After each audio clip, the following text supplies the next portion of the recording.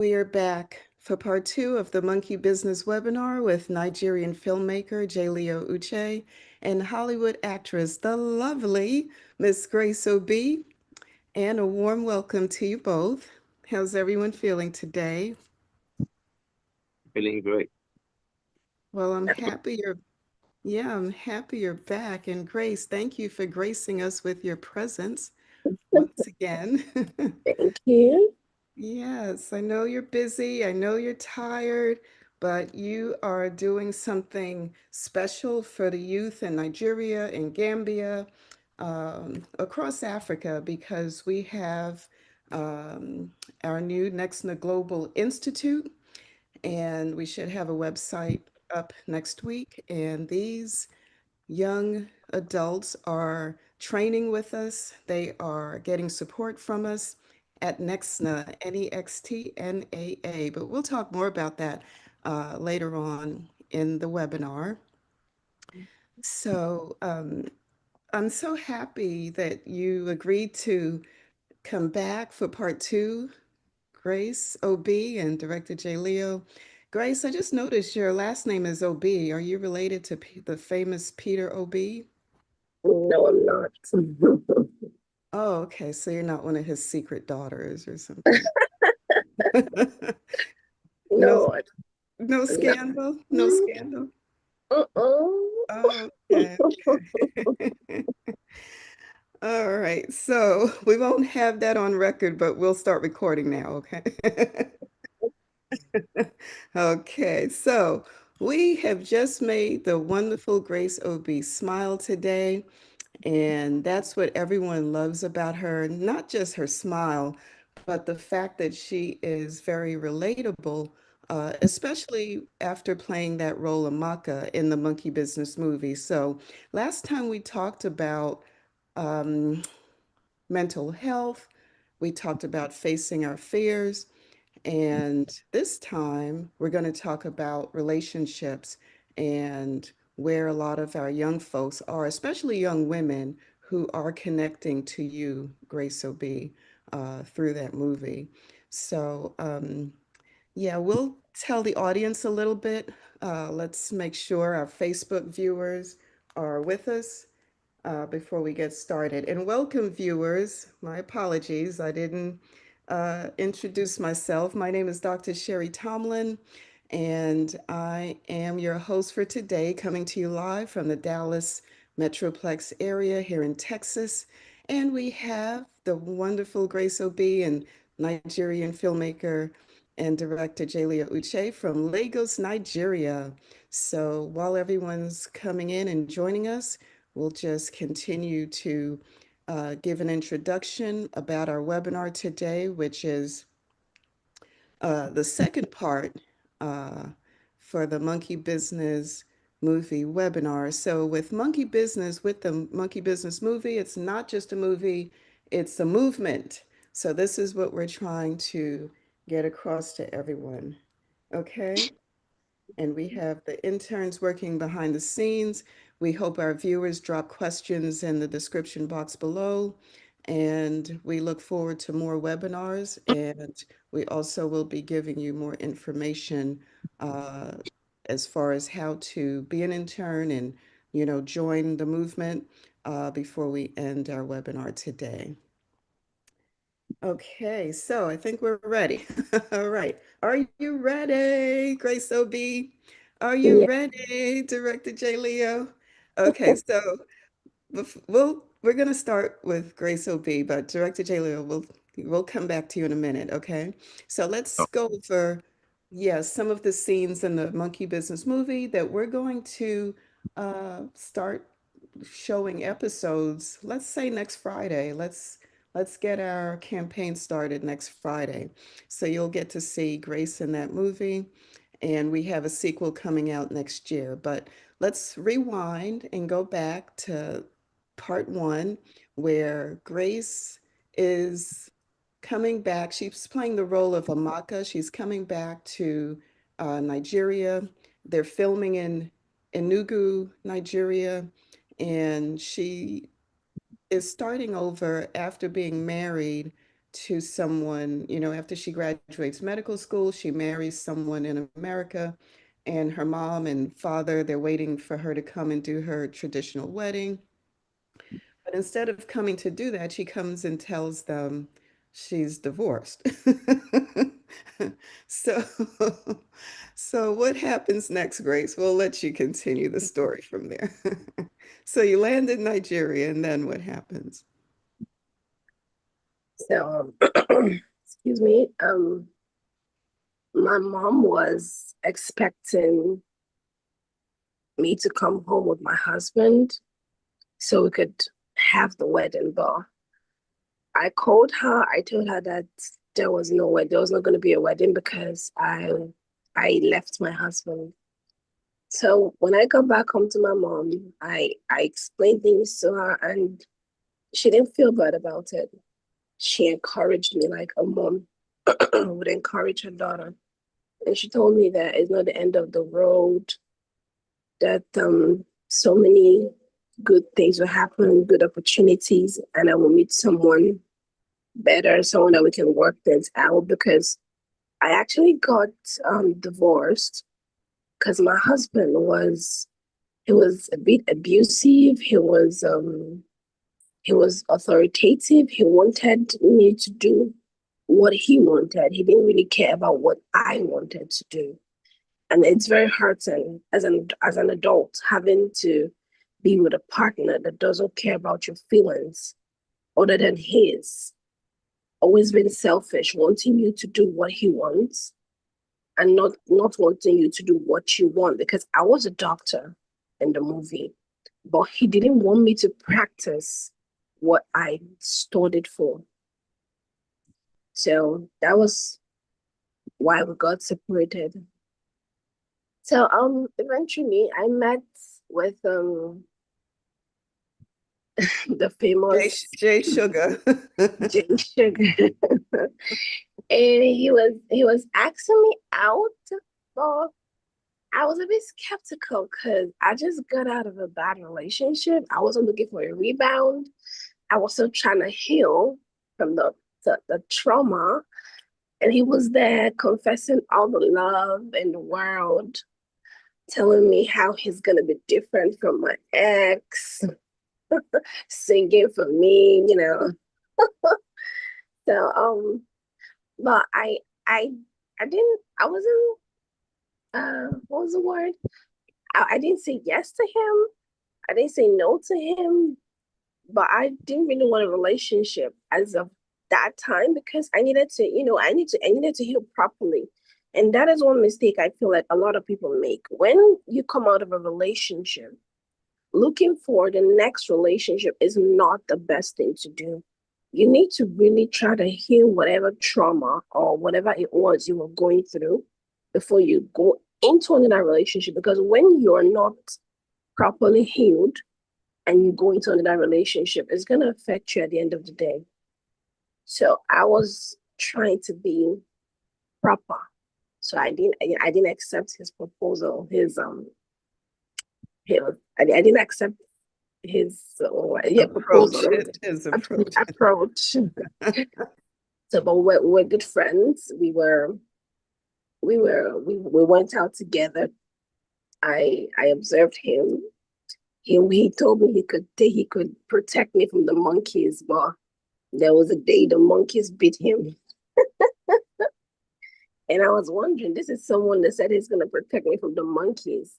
So if the monkeys can beat him, that means I am not safe with him.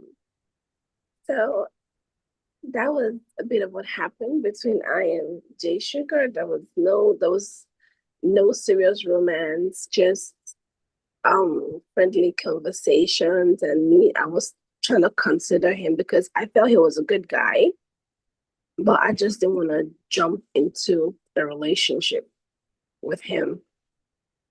So that was what happened between us in the story. Okay, thanks for that uh, coverage there. Nollywood actress Grace Obi. If you're just joining us, we are having a relationship focused discussion about certain scenes in the Monkey Business movie.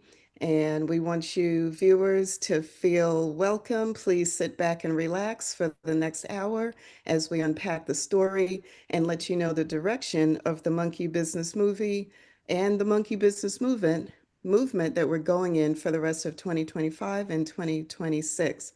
So we have started our conversation with the Nollywood actress Grace Obi, and yeah, so what you just said was that you came out of a bad relationship, and it appears that person was very controlling. Your partner was pretty controlling. And this is what a lot of young women might be facing. They want a husband, they're waiting for a husband, but then a lot of them will get the wrong husband. So it takes a while to find the right person. And then you feel some women, and this was a great step that you took. You decided, I'm not jumping into anything too quickly, but a lot of us do. I've done it, I just like, hey, I just need to feel better. So not realizing that this person has traumatized me. I have a lot of anxiety. I have a lot of fears. And I'm just looking for that daddy person to make me feel better. And a lot of people, a lot of women don't have to go through this. If you were to have your little checklist and first of all, know what you want, because you're going to end up, being a servant to someone, being their slave in a lot of cases, putting up with a lot. They're seeing other people, they're married to you, they're bringing home diseases to you. There's so many different uh, things that could go wrong. And it does on a daily basis, for a lot of women. So, yeah, so I want to first apologize, Grace, because in our last webinar, I came off as a little bit flippant, where I said you thanked me for choosing you for the role of Amaka in the Monkey Business movie, but I came off flippant by saying, well, I didn't pick you. It was someone else. It was one of the young ladies who was about 24 years old at the time, which was last year when I was staying in Senegal. I stayed there for 8 months last year. So her name is Nabu, and she's the one that chose you when we were looking through the portfolio that director J. Leo had sent over. So what I was looking for at the time was someone that was more like a rom-com actress, the sweet, adorable type.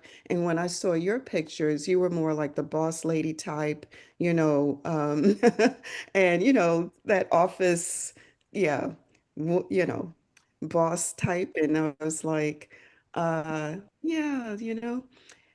maybe not. But what happened was Nabu picked you, and you ended up delivering the sweet, adorable rom-com, yeah, role that I was looking for. So you ended up giving me what I wanted, but I didn't know you were the one to do that.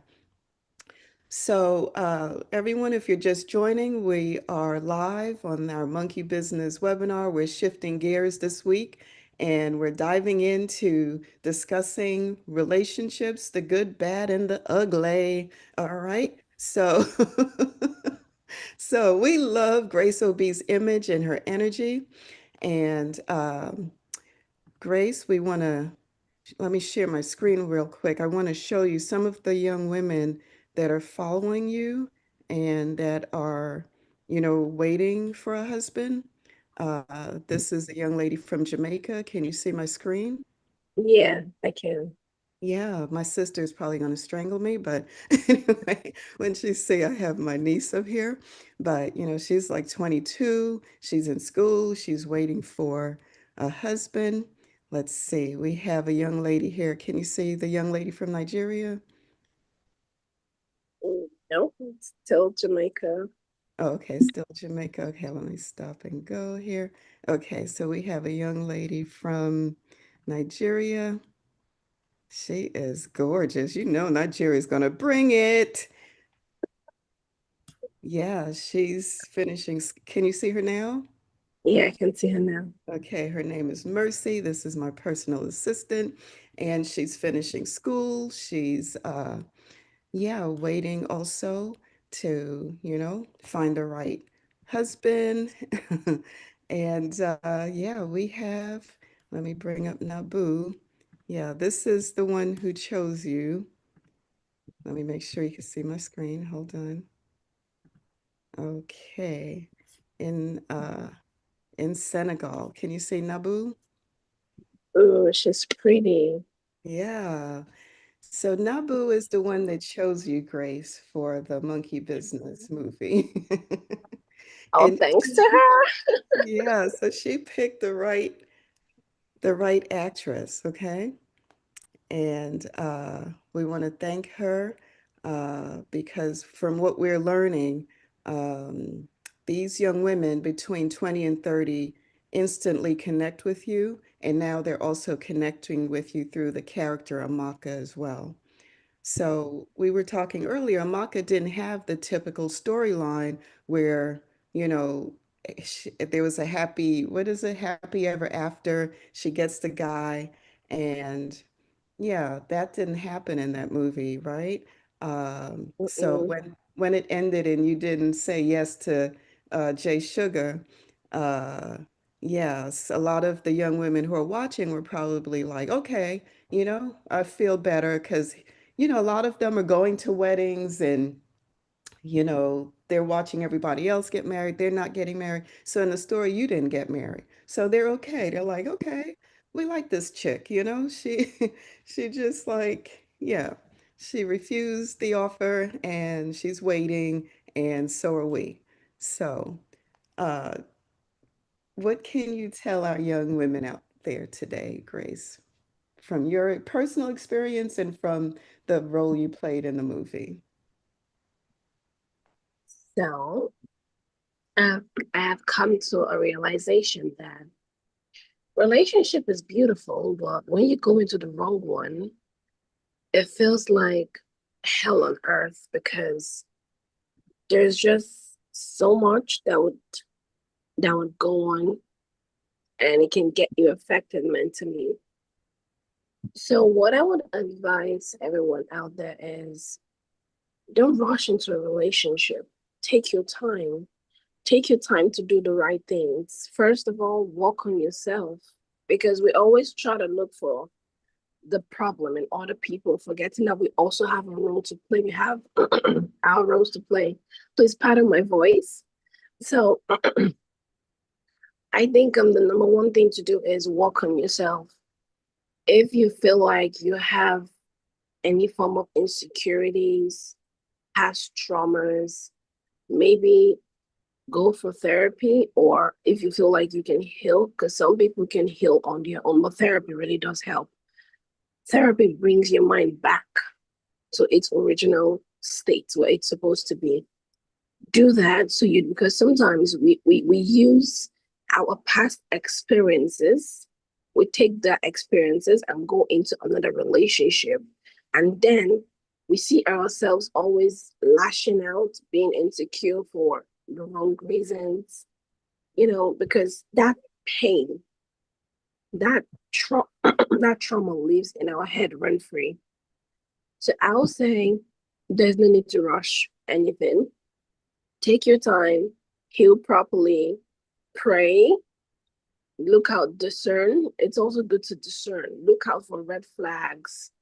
Don't always, because another problem is some people feel like when they meet a guy or when they meet a girl and she has maybe two or three of the qualities they want, they feel that whatever red flag the person has, they can overlook it. That those red flags would definitely come back. Let's say maybe now I met a guy, he's rich.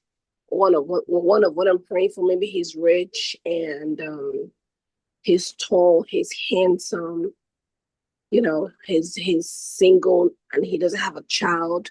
So he has met most of my requirements. But now being in a relationship with him and I realize that maybe he's abusive and I don't like an abusive man. I don't have to stay there and say, okay, let me use the fact that he's rich and he has met three of my requirements to stay there. Two things. If this person really loves me, I can tell him, okay, fine. Can we let's go for therapy. Let's see if you can work on this character of yours and be better. Someone that really loves me and doesn't want to see me hurt would definitely say yes. But someone that doesn't care, of course he wouldn't care. He would say no. So let's always look out for the red flags. Let's try to discern better. Let's heal from our past traumas. Let's pray. Let's do all the right things. But the number one thing not to do is to rush.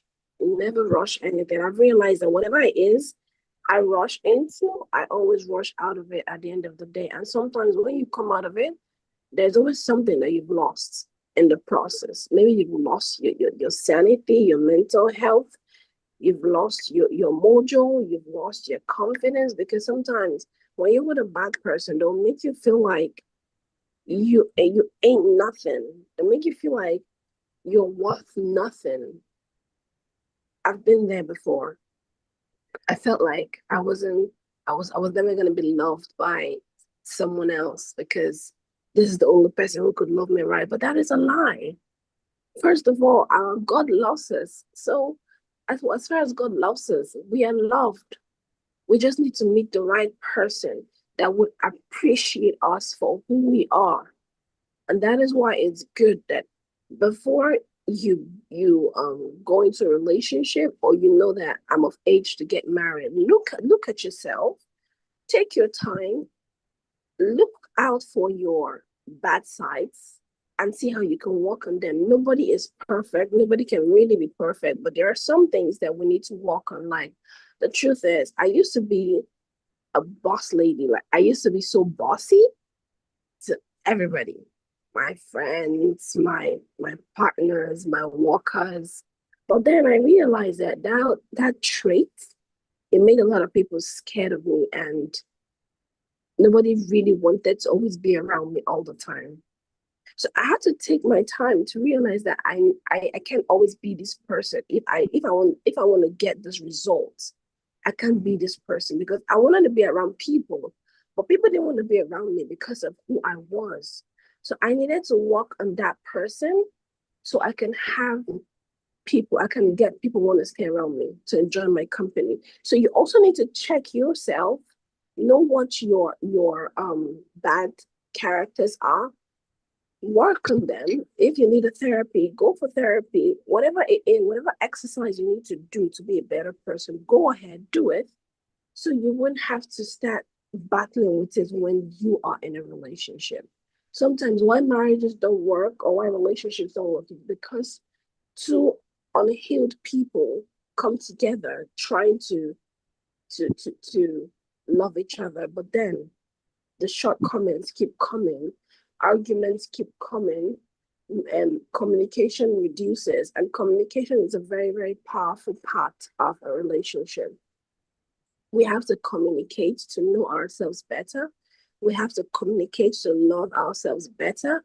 We have to communicate so we can know each other's fears, how to help each other. But when there is no communication, the relationship begins to die. So we need to do the right things, put the right things in place before we take the next step. I feel like people call marriage an institution, but a lot of people don't study what marriage is all about before they go into it. A lot of people just feel like, oh, boy meets girl, girl meets boy. We do what we do. We just love up ourselves, and that's it. There's so much that needs to be in place. We all have a past, and some way, somehow, we are a result of what we've been through. Somehow, some people grew up in toxic environments. Some people grew up in lonely homes where they had to be their own survival. They didn't have anyone to. They didn't have friends. They didn't have It was just them. So they learned selfishness from a very young age. So it's not like they want to be selfish, but it's just because that is how they grew up, and subconsciously it lives in their head rent free. So that is why it's good that everybody should work on yourself first before you step into a relationship so that you can be your partner's peace and not your partner's trouble. So that's what I feel. And I hope what I said made a lot of sense. Amen. Yeah, you touched on a lot of good areas there. First of all, with the last thing you just said, when people are growing up in certain environments, they are going to be, used to certain things or have bad habits, bad behaviors, and you don't realize it. So, the first thing you do when you meet someone is to meet their family, understand their childhood and their background, because that's going to play a big part in who they are as adults. Okay. Are they still children, inside of an adult body? Some people are 18, they say you're an adult, but they're immature.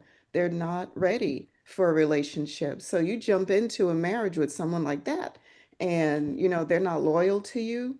They don't understand, what it means to share your life and share your feelings and communicate. They don't understand any of that. Maybe they saw their mom, they're getting beaten, or their father beating their mom. I was in an abusive relationship, and the guy actually told me, my father said when women get out of control, we're supposed to tap them up. I'm like, are you serious? I couldn't run fast enough. Okay, I've been running. Yeah, I was like, this is an actual thing in our community. We saw did everyone see, the whole world see that? The way he beat that girl in the hotel? Okay, this is happening to Black women around the world every minute of the day, every day of the week. Okay, because for some reason, I don't know if it goes back to the colonizers. I don't know how far this goes back, but they were told, especially the men in America, the Black men, yeah, just have babies. A lot of them don't understand, you're supposed to stay and take care of them. They're just loyal to themselves. Okay. So you have a lot of single moms and yeah, no fathers, a lot of young men growing up without a father here. So it's just, yeah, it's different in different cultures. Go to counseling, when you get married, before you get married, after you get married. The funniest thing is the men, we have to fight with them to go to counseling. But once they go to counseling, you can't get them to stop going to counseling. They just enjoy therapy and counseling. Director J. Leo, why are you over there laughing? So we want your input. Okay, this is Director J. Leo. He's a five-time mixed martial arts champion in Nigeria and also a filmmaker. So please give us a little insight of what young men might be going through as they prepare for marriage, or maybe they don't feel they're ready for marriage. What do you feel is going through their minds? And you can give us a little bit of your personal experience too, okay? Wow. I've been laughing and blushing. I think Grace made me blush a whole lot. And uh, she said a lot. Grace said a lot, a lot. I didn't know she's this vast, you know. Uh, let me take us a little bit backwards, talking about how she came up on board on Monkey Business. Don't forget I'm the casting director. I I've known Grace as an actor, and we did a job together somewhere on the island, and I spotted her amongst her friends, and I summoned courage and said to myself, she is. I know a lot of actresses, I know a lot of people, but I said to myself, and she's the one. She's the one playing Amaka in Monkey Business. Then I, you know, shared it with you, and you got Nabu involved. We went back and forth. At the end of the day, Grace was chosen. And I know what I went through going back and forth with her. I think she was really busy at that time. And I was telling her, see, you are the one, you know. So I strongly believe in her. and I know the best is yet to come out of her. Um, that's on Amaka's character. So going back to relationship, Dr. Sheri, you said something that I really found quite funny, and which is true. You meet some men, they are in their 50s or older men, but they have a child living in them, like a child of 15, 16, 17 years old living in them. And you'd be like, but this guy is old. What's going on? Why is he not, reasoning with me? I've met a lot of guys I discussed with, and I was like, wow, this guy's just a baby in an adult's body. So women tend to find men like that. And as a man, relationship, most men, especially here in Africa, most men appear to be ready, but they are not ready mentally. They are not ready to face what comes after being together. They sometimes infatuation comes about first. They look at the outward side of the woman. They don't see the quality or what the woman is, her ups and downs, and they are not ready to balance what comes from that relationship. So, and sometimes, especially here in Africa, some men that are not financially ready, they don't go into it because this side of Africa, men, when they go into it, they want to be responsible for a whole lot of things. They want to be in charge. They want to take care of the family. And when that man is not well to do, then there's a problem. Like Grace rightly said that there are qualities she's looking at. He must be handsome, tall, and rich.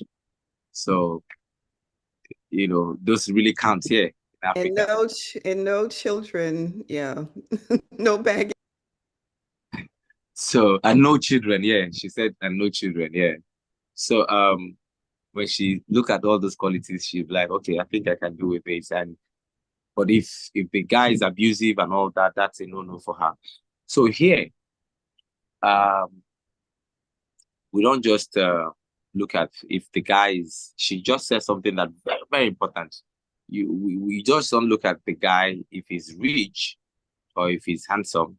There are some young men that are raised in a very toxic environment, abusive environment where their childhood was never good, and growing up, they don't know what love means. They don't know what caring means. They just understand, hey, just need to be selfish and fight and, survive. So, and when they are ready to say, okay, I want to go into a relationship, you see those traces, you see those stuffs, coming up. And that's where some smart women comes in. You need to begin to redirect that energy by showing love and care and make him understand, hey, this is how I was raised. This is how I was raised. I was raised in a lovely family. We do things together. We are caring. And by the time you start showing that to that man, he will begin to adjust. It's an energy. He begins to adjust and like, hey, this person likes caring. This person likes all this kind of thing. And you find that man trying to change. But when you find a man who is abusive, like who likes to be the woman and all that, for me, it's a no-no. It's a no-no. And I strongly believe that if a man loves you, truly loves you, and he has some bad characters, as a woman, you can change it when he loves you. But if you as a woman wants to go into a relationship, this is what I was going to tell my younger sister or anybody I truly care about. Before your 2, 3, 4 months in a relationship, like friendship and all that, or dating, you will definitely, if you're not carried away with excitement and love, you will definitely. That's why I say to wait 2 years, don't, not even 2 months, 2 years. That's when you'll see the real, somewhere that timeline, you'll see the real you see the person. you'll be like, oh, uh, wow, I can deal with this. I can keep up with this kind of character. I think this is not too bad, you know, So, but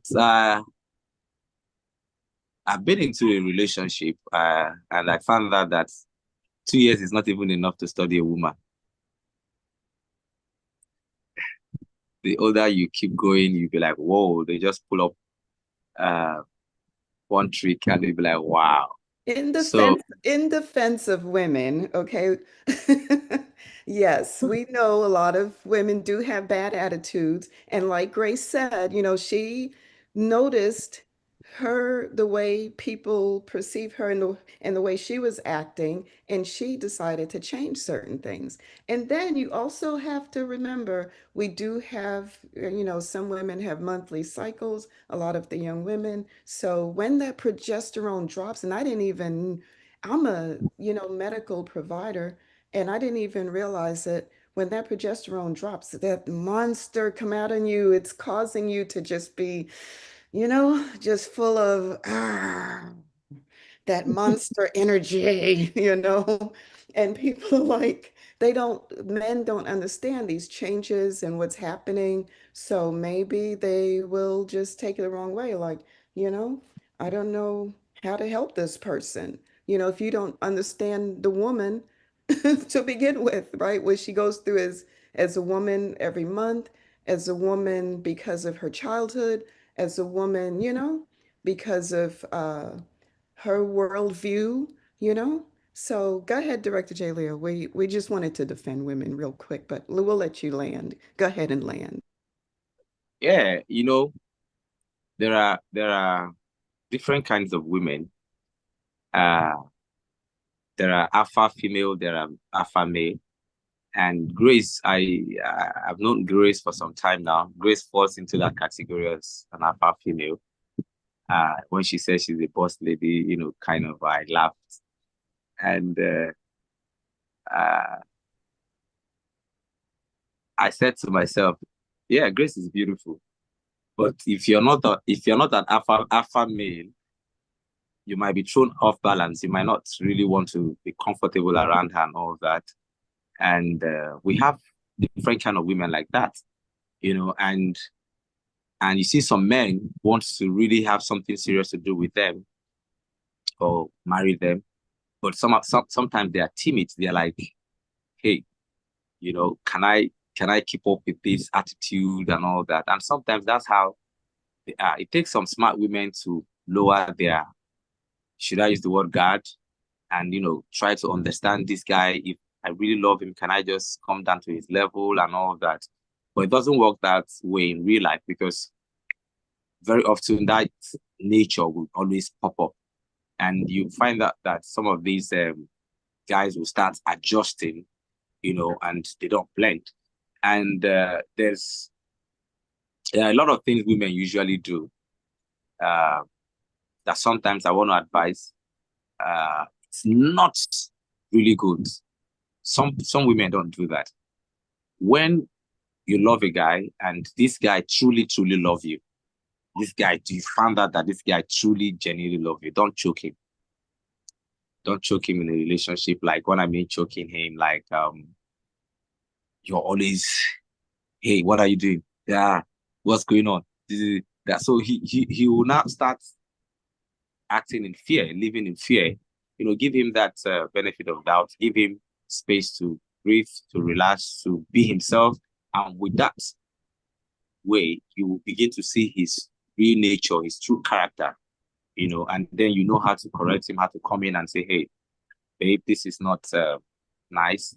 I don't think it should, but when you are, poop, poop, poop, poop, poop, trust me, the guy will eventually run away, Well, uh, Director J. Leo, maybe the alpha male and the alpha female might not get along because, maybe the alpha female don't need an alpha male, right? oh, Because, yeah, sometimes I guess it could be in the workplace. Hopefully, it's not also at home, but you're in that male energy. And for a lot of women, we should not be in the male energy because the man who has the male energy is looking for peace. He's looking to be the leader, the protector, and the provider, and you have the alpha female in that role. So you see, there's going to be conflict.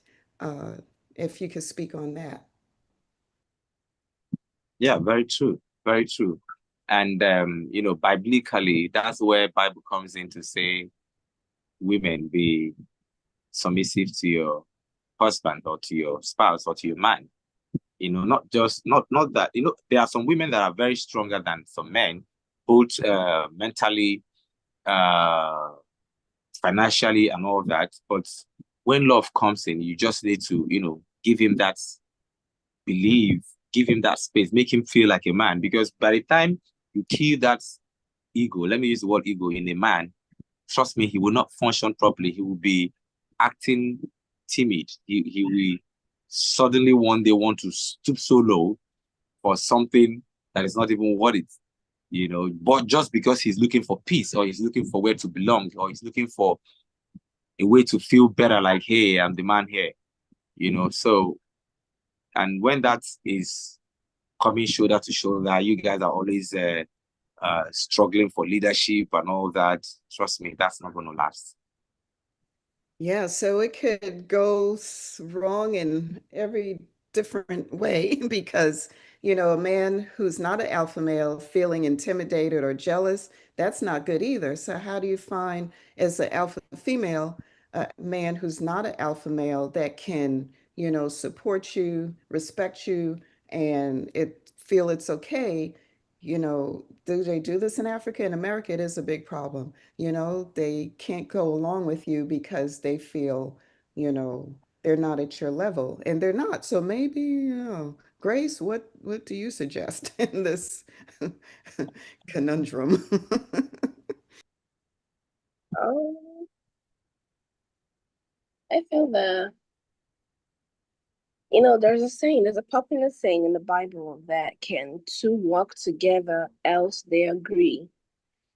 And it's a very simple question, and the simple answer is no.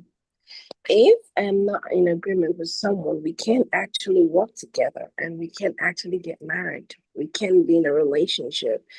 So I feel that it just comes down to knowing your role. Every woman, no matter how alpha of a woman that you are, you need to learn submission because in the order of creation, the man was created first, and the woman was created as a helper to the man, not to be the leader.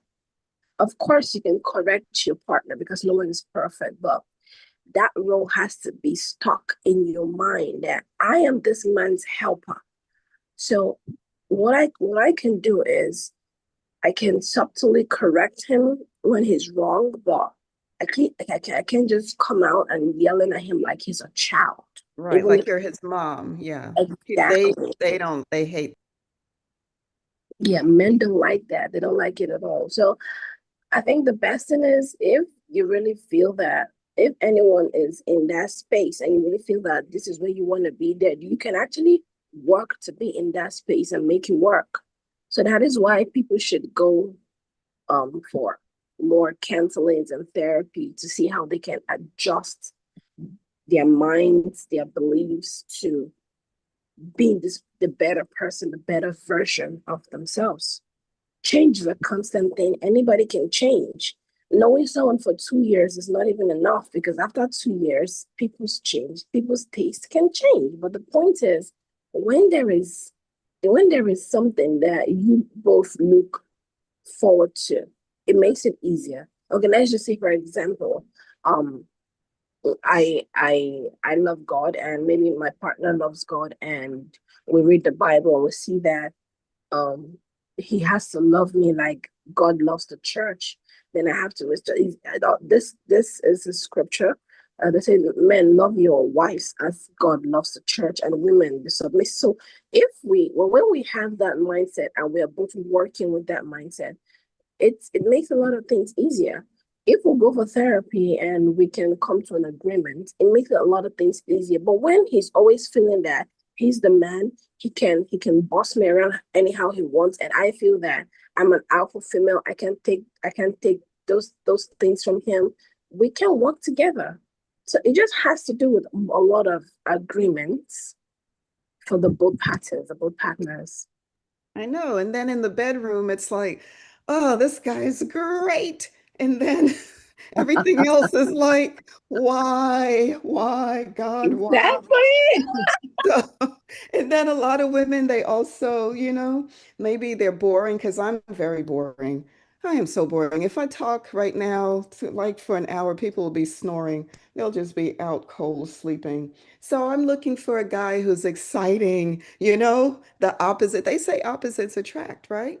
So, yeah, this is the type of guy that will compliment me. And then a lot of women, they go for the bad guys, right? Yeah, because this is Mhm. exciting.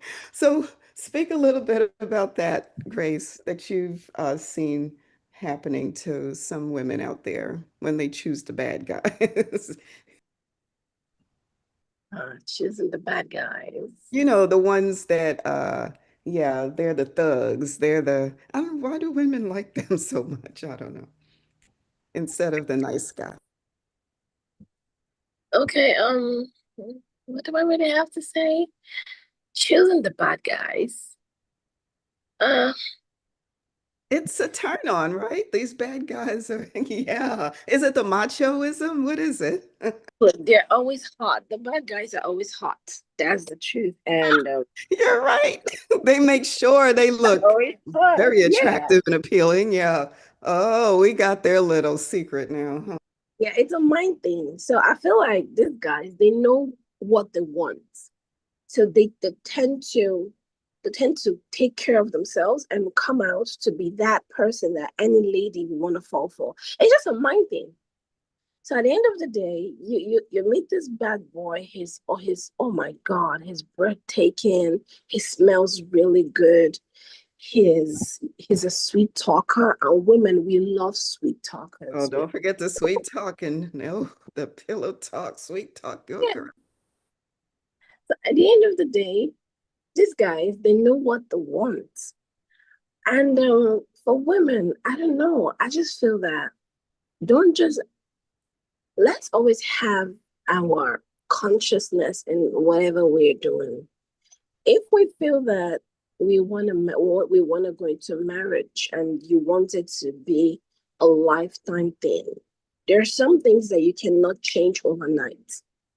So you need to be careful and look out for, is this person the bad guy that I can live with and, we have kids together, or is he just that guy that we would just have fun and that's it.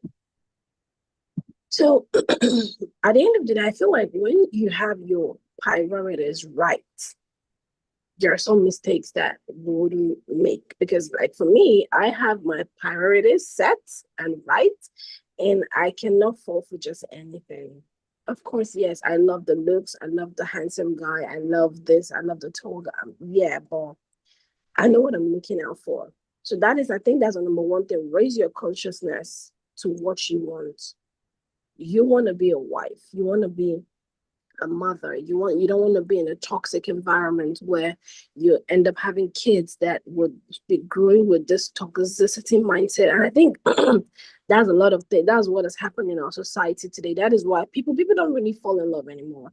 People just they call it survival mode mentality. People just want to survive. So they don't care whom they're hurting. They don't care if they have to marry a man and not love him, just get what they want. Then maybe in 4 or 5 years time they had the divorce, and it's messed up actually. So but I feel, ladies, raise your consciousness. If you feel that this guy is whom you want to be with, look out and see if he wants to be with you. Yeah, bad guys could change, but don't ever think you can change someone overnight. It does not work that way. I've not seen it happen anywhere. The only thing that can change people overnight is encounters. Who are they encountering?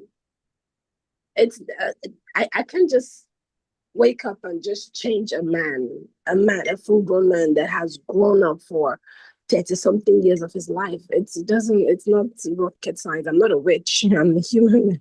I don't have those superpowers. So as far as you know that this is it, you just have to understand that you cannot eat pepper and not have your lips hurt. You can have pepper touch your lips and your lips won't hurt you. So if you know you want to go for pepper, you need to know how to manage that pepper, right? So that it won't destroy you. Or how will I put it? So I feel that we should, like what I said before, I feel like we should all raise our consciousness and know what we want before we go into it. We shouldn't just settle for the looks. Looks is great, but we're looking out for a future. We're looking out for a stable environment where we can thrive. Because the bad thing about being in the wrong marriage is you will not be able to achieve as much as you want to, because 90% of the time you are mentally drained. And whenever your mental focus is not stable, you cannot achieve as much, because maybe you're in the office, you're trying to send a report, and before you know, you might just break down in tears because your mind is clouded with so much pain, regrets. You can achieve as much as someone that is happy. When you are happy in a marriage, as in you will thrive more. As the happiness is a, should I say, it's a tool. It's actually a tool. Even in the Bible, happiness, joy is a weapon. You have to be happy for you to draw from the wells of salvation, or from the streams of salvation. Unhappiness, there's nothing to draw from it. It's Right. just, But you can't depend on someone else making you happy. You have to know how to make yourself happy first. You can't, yeah. yeah, true. But when you're in an environment where you're not appreciated and you're mistreated, no matter how much you want to create happiness for yourself, that consciousness, or especially, let's say, for example, God forbid, I'm married to Jello, and Jello, whenever I'm home, he always tries to treat me very bad. So the only time I find happiness is when I'm out of the house. But the moment I get to the gate or the door, that that thing comes back. It lives rent free in my subconscious, knowing full well that when I get into this house, it's either we're going to have arguments, or we're going to have a fight, or something that So, just that so doesn't happen.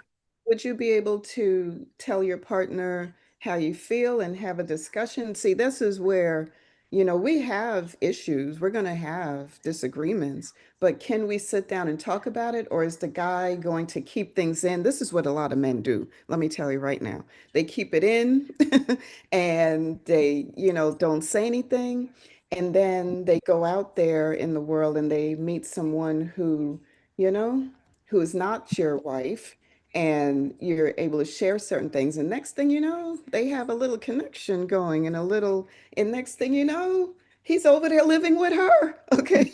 So, so keeping things in and not being able, you have to, before you even get started in a marriage or decide to get married, you have to figure out, is this person someone I can have a conversation with?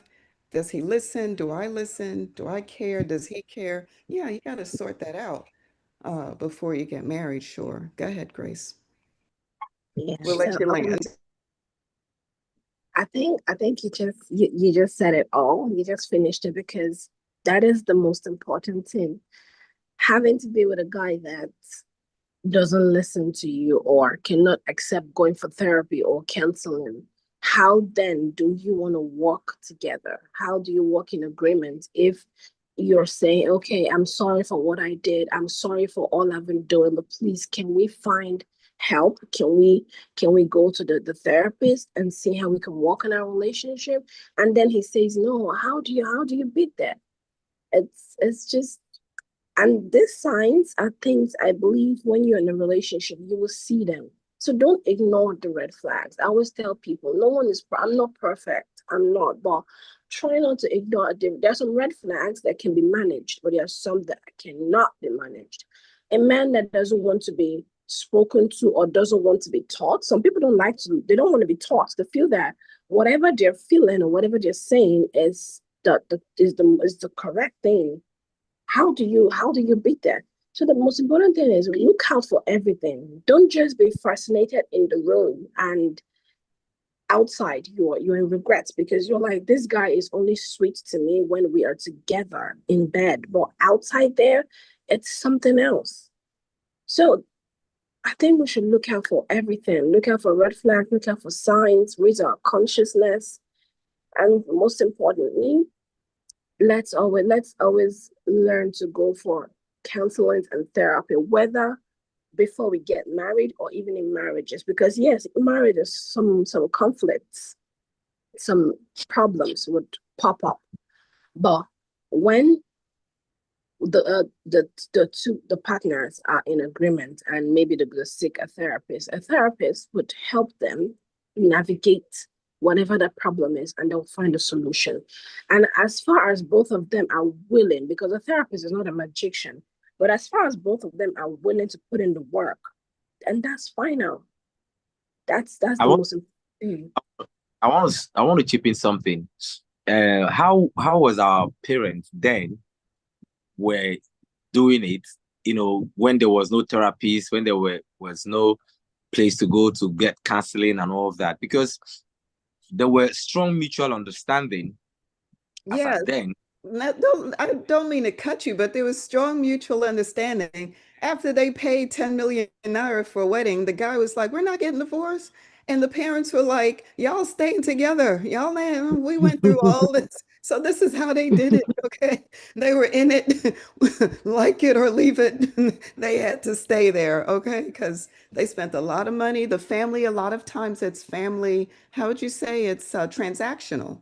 Okay, the families are coming together because they have this and the other one have that, so they're putting their children together, right, to build wealth. That's how they did it back in the day, right?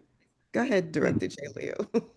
Then I think they got a lot of people involved in their relationship. This one's family, and everybody have what to fear for or what to respect. Sometimes you might, as a woman, you might not really, or as a man, you might not really respect the woman you're living with that much, but you respect the father or the relationship, her relations, or someone in her family that is so big. Like you just have this person, like, hey, I can't offend her, I can't hurt her because of this person. So, but these days, people just do the things their way and all of that. And again,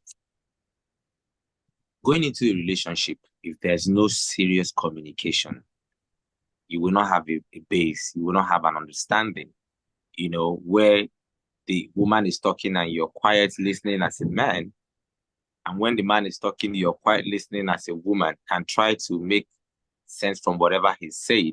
If you're not doing that up and if you're not going back and forth on that level, you to get to a point where you two will be like, no, I think she's not listening, or I think he's not listening. And when that comes in, trust me, it's not going to work. So if you build it gradually that way, it will keep you away from going to see a counselor or going for a therapy and talking things over when you have arguments or where something is bothering you. You bring it up and you discuss it with your man.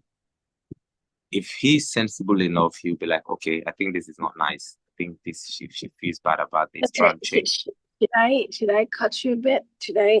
So, I had this relationship where it was a bit toxic, right? We're always arguing. He felt he was always correct in the things he said, and I felt that he was being childish, right? So we had our communication times, but you know what I realized in the long run? He was only saying yes to me just because he loved me, but he didn't believe that what I was saying was making any sense. So we got to a point where I told him that if you feel that the things I'm saying does not make any sense because he was a bit childish, let's seek a counselor. Because sometimes, yes, talking to our parents is good, but there are some parents that are a bit biased. One thing I love about my mom is not a biased person, but I cannot vouch for someone else's mom.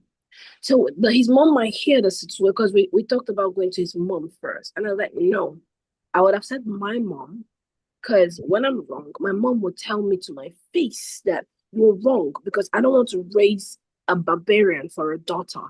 I want to raise a daughter like me. So, but I don't know about your mom.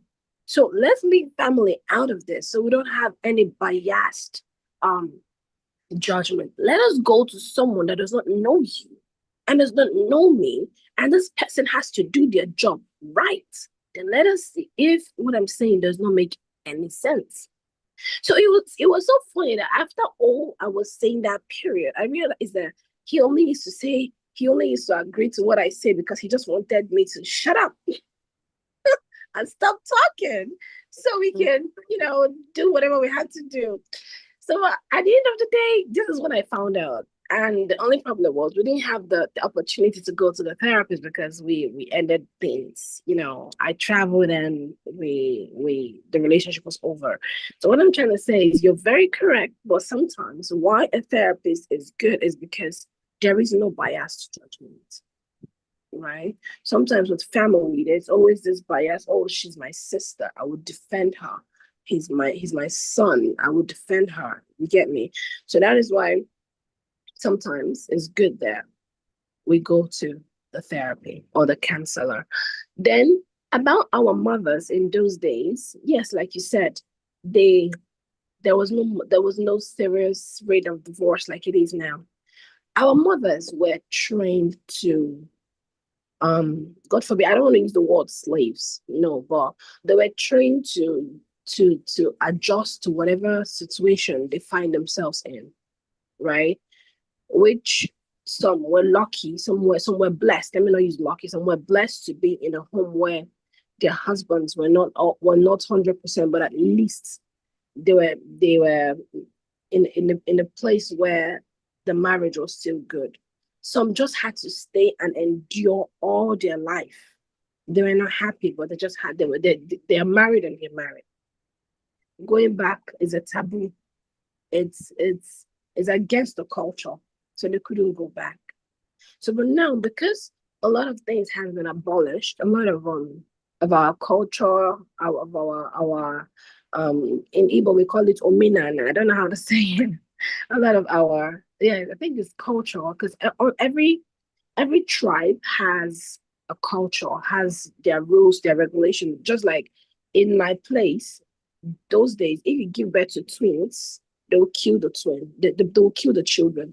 I think they said twins were, I don't know if they were bad luck or something. It was a belief, right? So, but there was someone believed that those days, and even those days, women couldn't really cheat because if you cheat and you get caught, you will be burned to death with a man you were cheating with. So all these things kind of it helped them in those days. But now, these days, nobody looks at culture anymore. Nobody cares about what the culture says. Nobody cares. Some people go to church and they still don't even care about what God is saying. They just care about how they feel and how and what they want. They don't care about any other thing. Right. So They're that just is going to church for a social event every week, right? exactly. So that is why I think that is why a lot of things are happening the way it's happening these days. But at the end of the day, it's always good to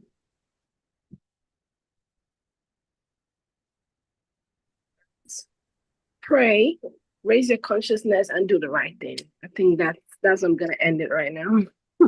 Thank you. If you're Uh, just joining us, viewers, yeah, you're tuned into the second part two of the Monkey Business Movie webinar, where we have the fabulous Nollywood actress Grace Obi here with us, and director Jay Leo, a five-time national martial arts champion in Nigeria and filmmaker from Nigeria. So, Director Jay Leo, continue, please. well, you see, life is so broad that the more you think you've gotten to a particular level or you've gotten to a stage and you found what's going to solve the problem, trust me, you're going to dive into another problem. Talking about counseling and maybe going to see a therapist. I was once a victim. Uh, I was in a relationship, and I think the therapist ended the counselor ended our relationship. So I used to believe, and that spoils my belief system. I used to believe that that's my final stage. So, and after that experience, I come to a realization that if I cannot talk to my woman to listen to me, and if she can't talk to me, I listen to her. If we cannot sort or solve our problems, trust me, we might be pretending, calling the third party to come and save us, which might not really happen. Probably after some time, we'll still go back to our true self, because you can only lie to yourself. You can only lie to, so you have to be sincere and say, I want to be in this thing. I want to continue in this thing. Okay, after lovemaking and all of that. So what is the next thing that can keep the two of you? Is it like Grace mentioned the other time, you two can be praying together. You two can have one common, but something that could keep you two together. It could be work, it could be something else. So this lady, I was trying to advise her on something and all that, and she wasn't listening. And I said, okay, I suggested.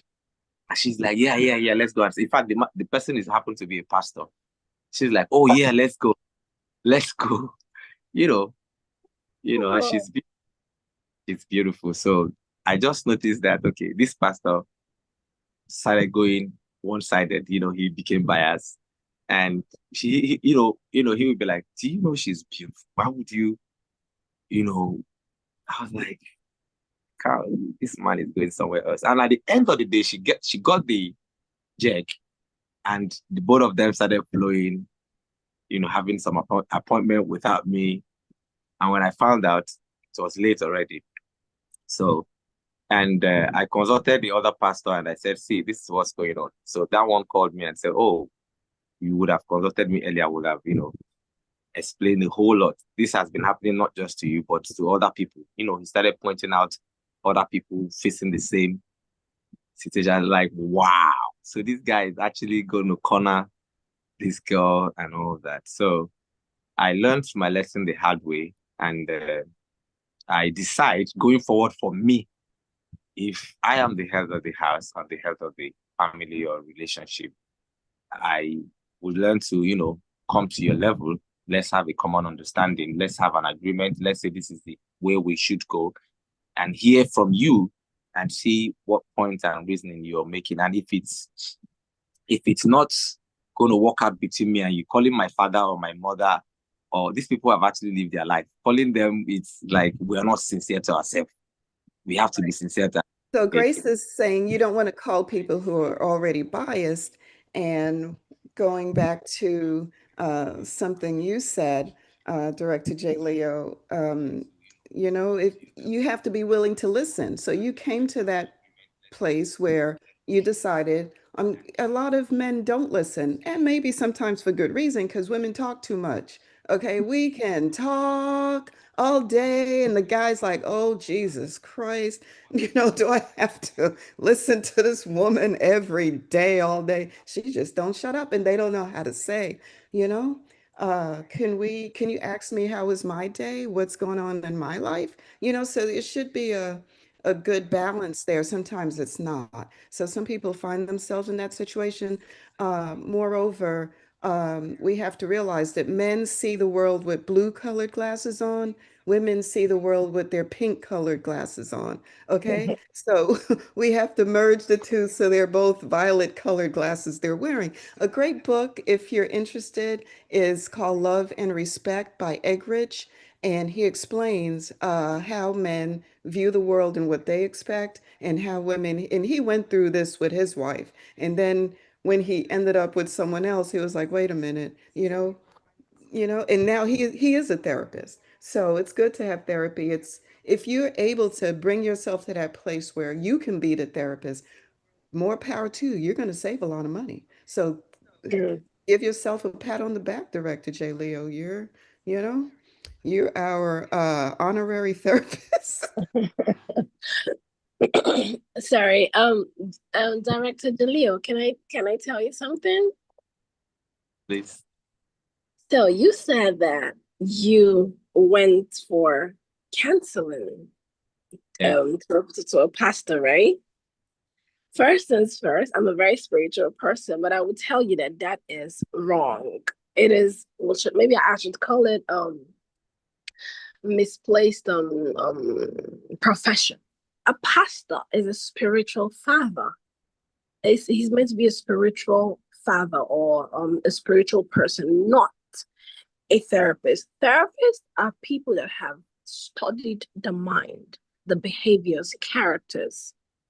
So, what has that pastor really studied in terms of human behaviors, characters, that he can be a counselor? You see, that's a mistake a lot of people make. I am a very spiritual person, but I can never have a problem.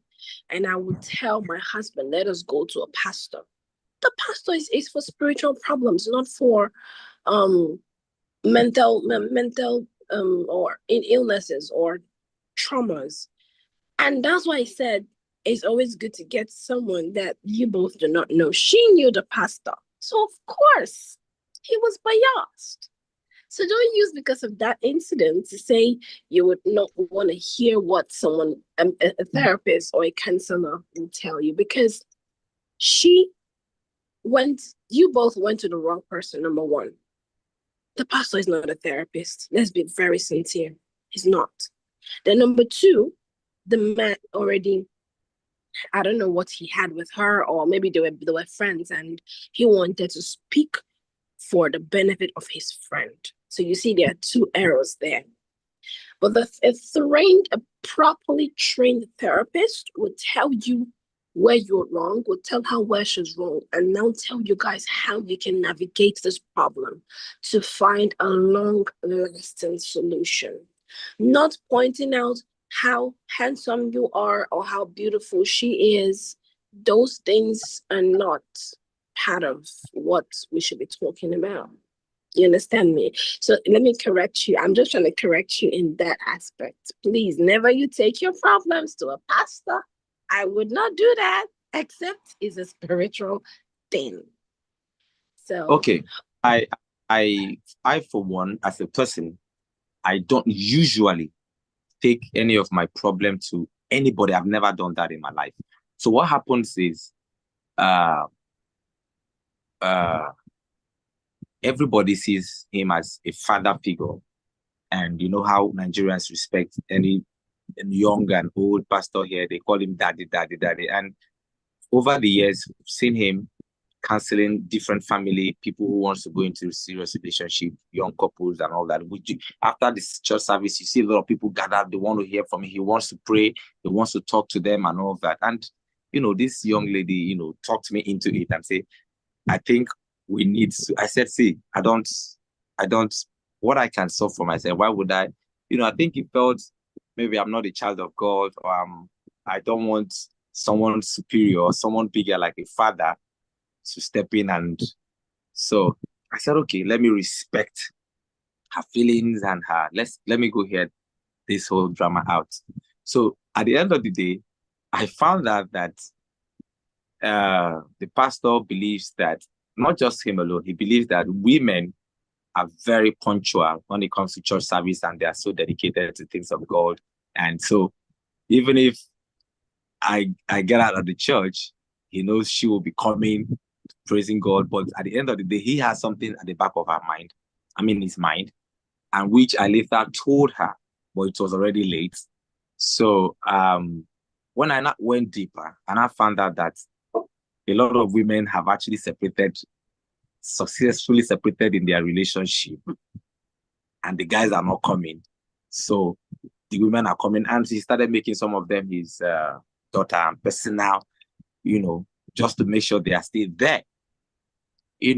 But it was already late. So I, for one, I have never in my entire life, in my relationship, tried to call someone else to come and help me talk to something I know, okay, is my problem or is my fault. When it's my fault, I would accept it and say, okay, I'm sorry. So how do we make this work? If it's her fault, I'll tell her to her face, see, babe, come on, can we just adjust this? Can we stop this? This is just the only issue, or I'll jokingly chip it into you and say, hey, maybe you call me or you say to me, you are drunk, or are you drunk or something, are you crazy? and probably I don't like that word, I won't come at you, I will just funny, jokingly put it somewhere. If you're smart, you will know, okay, he doesn't like this kind of abusive words or attitudes and all of that. So I can't, at my level as a master in martial arts and with the things I know, I've seen people, mature people, I can't come to my level and say, hey, I need someone to come and talk to me about my house or something I should do right, or knowing fully well it's my fault. I know it's my fault. So why don't I kill the pride? Calm down and say, hey, okay, okay, I'm sorry. Some people find it so difficult to say I'm sorry. Some people that's where they I can never say sorry. They That's just where want to you be. need therapy. That's when you know you need therapy. So there's a whole lot of problem when you can't humble yourself and say, okay, it's my fault, I'm sorry. Then there's a problem, and you guys cannot go to. Go a long way. I think I So have to. So we thank you for being so open about your experiences and your relationships, Director J. Leo, and also Grace Obi. We thank you for sharing some of your experiences and insight. And we do want to open the discussion with some of our viewers.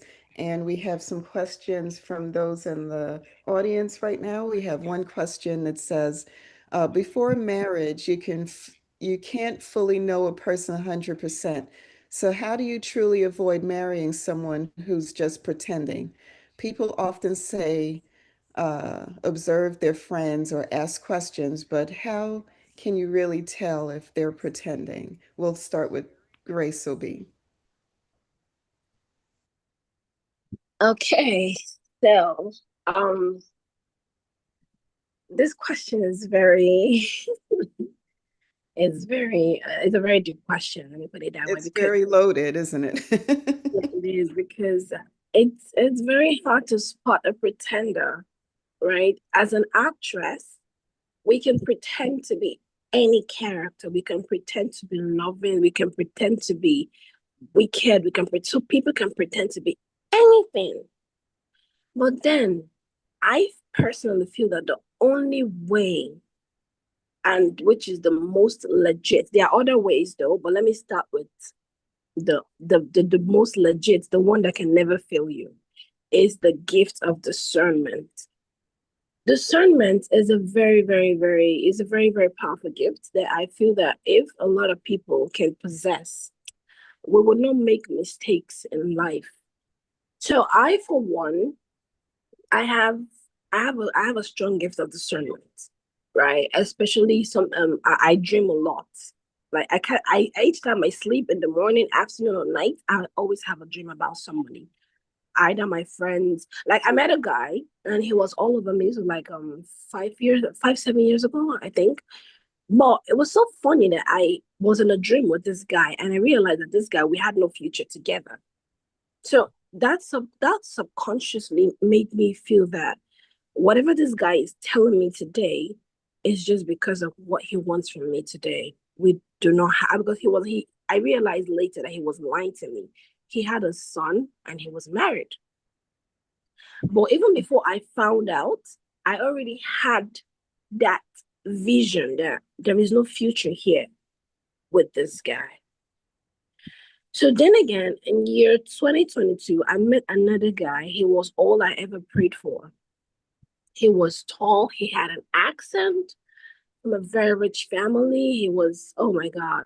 But I still had a dream again that there was no future here. So when I woke up, I was like, oh God, what do I do? So but I already had this subconscious knowing in my subconscious that whatever I do here, whatever I see is on me. As for God has shown me what I need to know, what I need to see. So whatever, if I decide to say, oh, let me just be with him, whatever I get out of it is on me. So I just told myself I'm not ready to, put myself through any trauma, any um unforeseen future problems. It wasn't So hard for me. I broke the whole relationship. I left him and I went on living my life. So I feel that the number one thing is the gift of discernment. And the only way that one can have the gift of discernment is by being spiritual. You have to pray. But then again, on your own, if you don't have the gift of discernment, you need to become a detective. You need to become Mm-hmm. an FBI or the Mm-hmm. CIA. You need That's to what I was dig going to deeper. say. Yeah. Yeah, you need to dig deeper. Don't just stay and because someone knows somebody that knows somebody that knows somebody, right? So don't just believe all what they tell you, because what the first guy, he never told me he was married. He never told me he had a child. He didn't. But I spoke to people that later let me know that this guy has a child. Whatever you're doing, just know that. And he has a woman in his house. Because one thing I remember was he never let me come visit him. We always went out, we always went to hotels, but never his house. It's suspicious. No one is a dummy. So you need to look out for all the signs. And then again, some people have their families abroad. So they will still let you come to their houses, but their families abroad. So I feel that discernment, let's leave the spiritual aspect out, but the physical aspect, you need to dig deeper. Don't just rely on everything that they tell you. Mm-hmm. Go, if you can, go on Google. I think right now there are apps that talk about people. Do everything humanly possible.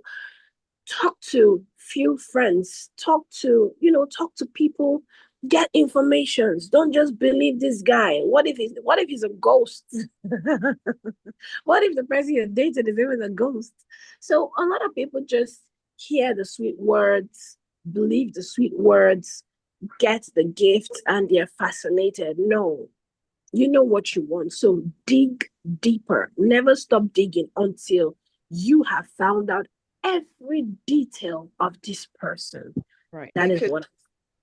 They could be a drug addict, they could be a criminal. So what a lot of women do is to ignore the red flags because, there's something they like about them, they feel safe with them, or, you know, they feel they're just gorgeous or hot, so they ignore the red flags, right? Exactly. Yeah. So this is probably what happened to you. Your subconscious captured that, and then you were dreaming about it, and the red flags were coming up while you were So sleeping. easy. Yeah.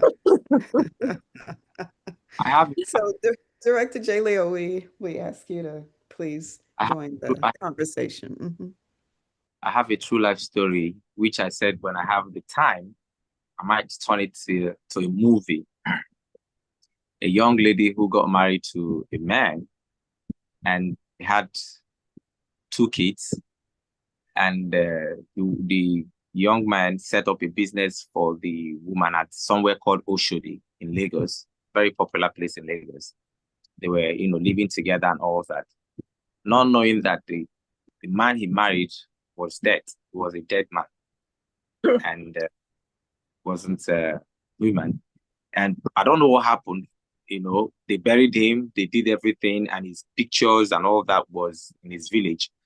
So everybody forgot about him. So uh, someone from the same village where the guy came from, came to buy something at the market and saw the guy. And this guy somebody noticed, and he walked away from the shop, left the woman. And the guy said his life never remained the same. His head was so big, he knew quite all right that that guy is late. So he comforted the woman and I was like, where's your husband? He said, he just left here and all that. And the woman pointed at his picture. That's my husband. Well, is there any problem? Blah, blah, blah. He said there's something he would want to discuss with her if she don't mind. And all the time they were talking, this guy never came back. So he asked the woman, have you been to his village? Do you know? Well, he said since they got married, he doesn't like his village. He said his village people are bad people and all that. He doesn't want anything to happen to her and all that. But she has been wanting to go to the village to see where the husband and the children actually come from. So the the guy persuaded her and said he would take her, but whatever happens, she should hold herself and not to, escalate things. That he knows the guy's mom, the father, they are still alive and there's nothing like evil and all of that. So this lady secretly traveled with this man and got to the village, saw the grave, saw the mother, saw the father, and they were so shocked to hear that the guy has 2 kids and he's still alive. When the mother, the parent was like, no. So they asked the woman to bring pictures, evidence to show probably someone else that they're talking about. If someone brought their picture, everything, their family and all that. So in fact, it was a strange news. The whole village has gathered and they took the woman to the grave. She was crying. She said, this is the exact person. And she was asking if he's a twin. They said, no, this is the same person we were dealing with. So she started calling the man on the phone. He refused to pick. The husband refused to pick the call.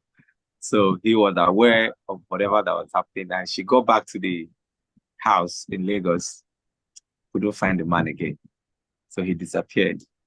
So he was impersonating a dead person, a dead man. huh? He was impersonating a dead man. He was dead. I don't know if he came back and continued his life. I don't know if you understand my story. He was pretending he was dead when they buried him. We No, gotta. for real, he was dead. And the woman was living with a Okay, we're gonna have to we're gonna have part three just to cover this one. But anyway, yeah, so I thought I heard everything in life, but this was a new one. Okay, so we have one last question. You know, our interns and our viewers, they might be in Africa, so we have to be considerate of their data. And we've been live now for, yeah, how long has it been? It's been more than an hour. But anyway, we yeah. have one last question. Let's take this last question. It says, oh boy, I just lost the question. Anyway, oh, boundaries. It was about boundaries. How do you set boundaries with your partner? What's the best way to do that? We'll start with Grace.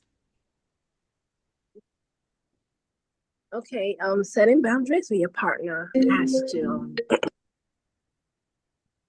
okay, it starts with in the place of communication, right? Mhm. That is why it's good to communicate with anybody you wanna do life with. Understand the things that they don't like. We all have likes and dislikes, even in food, in character, in clothes, in almost everything, right? So you need to have that communication. You need to talk to this person, understand what this person is saying, and understand why they have this mindset. And that is where you can set the boundaries. But you cannot just come into a relationship and set your own boundaries without letting them know. So if they already have their boundaries set or you already have your boundaries set, you communicate it with them. And if they're okay with it, then fine. But if they're not, just like maybe someone that has what they call it, OCD? No, not OCD. Someone that is I can't remember what they call it again. Someone that is a neat freak. Someone that is so neat that doesn't like to share cups, doesn't like to share spoons, and stuff. There are people like that. I have a friend like that. She doesn't like to share anything, not even with someone she's dating. So if you have such a problem, you have to communicate it with your partner, with the person you're planning to go into a relationship with. And if they're okay with it, you can explain to them how it all started and what brought you to this place. So people that have vast knowledge will understand that we are all the product of something. So if they understand and they say, okay, no problem, I can live with this, it's fine. But Mhm. you cannot force anything on anybody. But if they can't, then maybe you just have to look elsewhere.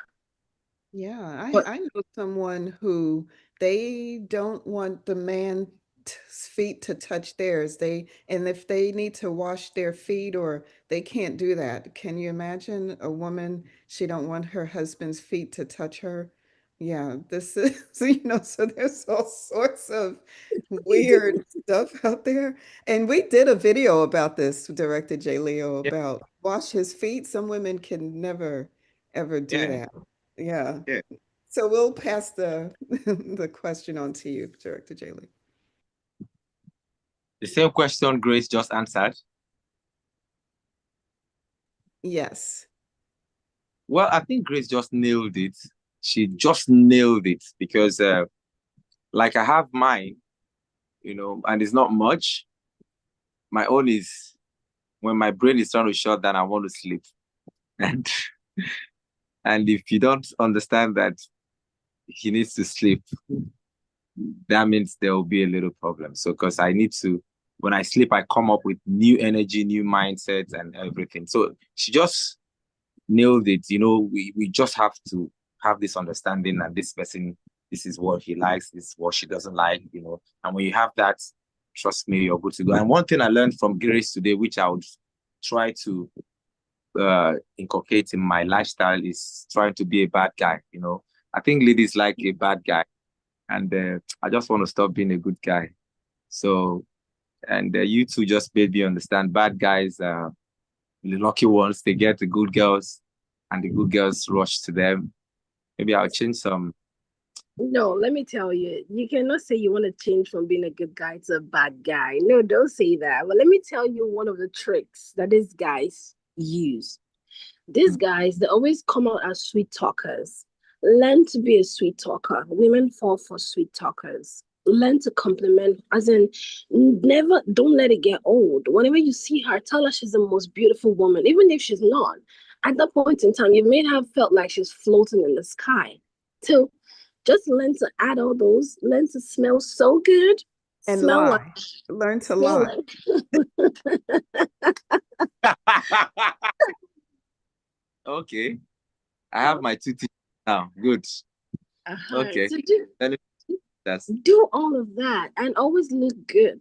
These guys, they always look perfect. I don't know how to do it though, but they always have this look that they're irresistible. Come off looking irresistible. You don't have to change because being a bad guy means what you're trying to say, maybe you don't want to have multiple girls. No, the fact that women fall for them is not because they have multiple girls.